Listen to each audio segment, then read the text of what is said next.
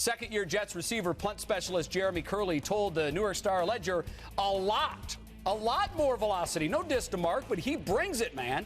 Tebow's ball comes out a little bit stronger, but he's accurate. He's more accurate than what I thought he was going to be. But he's a good dude. He's a great personality. He'll bring a lot of personality to the team. So, high praise from somebody who has caught passes from both. What do you guys make of this? I make of it glory be. Here we go. He's your new favorite player, isn't he? Yeah. Who's this guy again that said that? You know what? He's pretty good.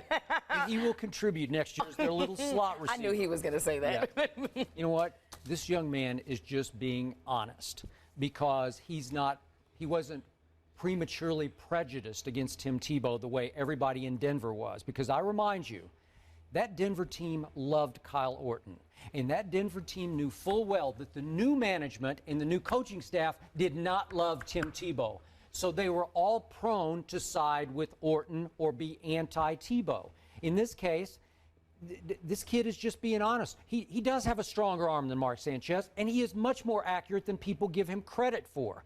So this kid has no deep allegiance to Mark Sanchez. He's just saying what he sees and feels, which is this guy can wing it, man. And I've always said he's got one of the better deep arms in the league.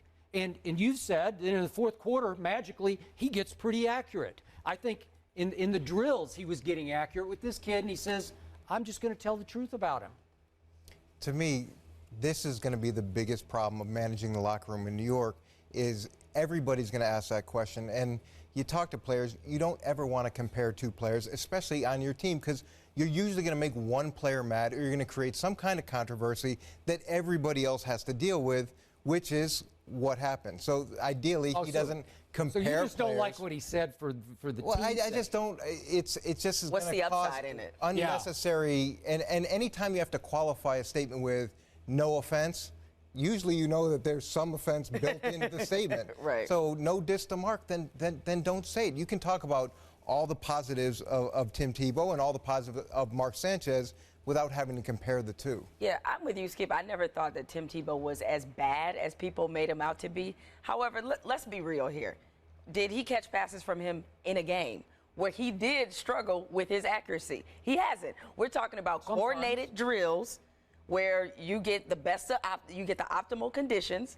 And I expect Tim Tebow to be accurate and to have velocity in that situation. No, he did not get enough credit for how well he could throw under pressure or in pressure situations late in games. But at the same time, these comments are meaningless to say, well, he has more velocity and this and that. You're not in a game, dude. You're not in a game. Okay, but we talked about how poor a practice player Tebow can be. Yeah. Now that's running 7-on-7. Right. But this is not the situation where he struggles with. This is just him. A guy, some light passing drills. Okay, big deal. Me and you can get out in the back and toss a football around. You probably love my velocity too. I probably would. But in the past, Skip, you've always said that the practice component didn't matter. So to be able to look at this comment and say, glory be, this is judging arm strength, the way the ball comes into your hands as a receiver, and how accurately it comes to you.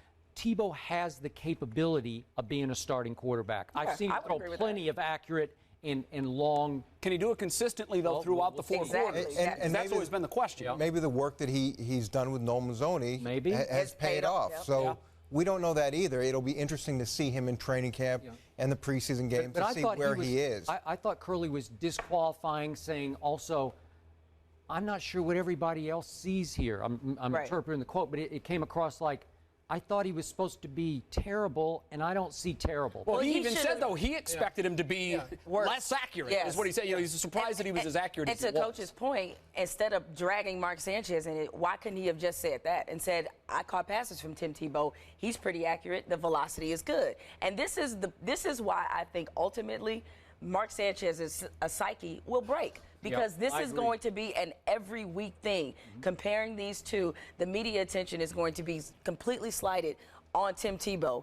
And if you're Mark Sanchez and you've been there, you've already proven some things. Maybe you're not where you want to be or where they think you should be, but you've proven enough. Correct? And all of a sudden, here comes this guy, and he's taking all the spotlight. People are wondering about his development, and they don't care about you anymore. And I think ultimately that's going to break you. Coach, will it become a situation where the receivers and the teammates are ultimately picking camps? Are you a Tebow guy, or are you a Sanchez guy?